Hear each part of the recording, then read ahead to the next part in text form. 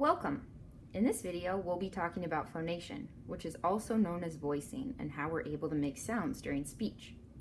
Phonation takes place in the voice box, which you also may have heard referred to as the larynx.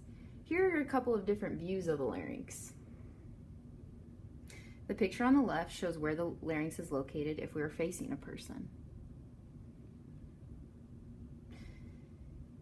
The picture on the right shows what the larynx looks like if we were to travel into someone's mouth and peer down towards the direction of the windpipe in the lungs.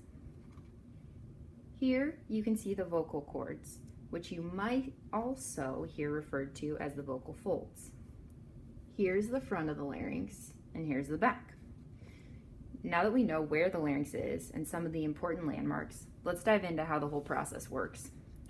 It's important to remember how respiration works in the body because in order for phonation to take place, we need airflow, which provides the energy a person needs in order to create speech.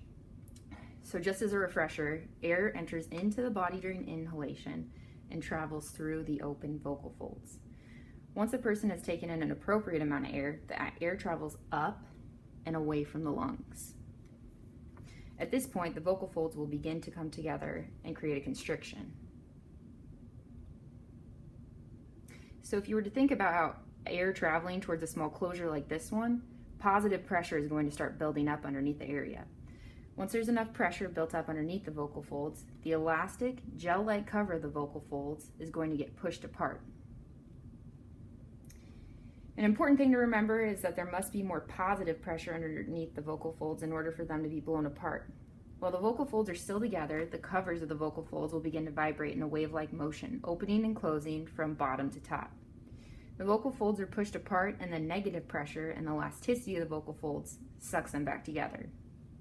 As the cover continuously opens and closes from bottom to top, the vocal folds will vibrate, which happens hundreds of times per second.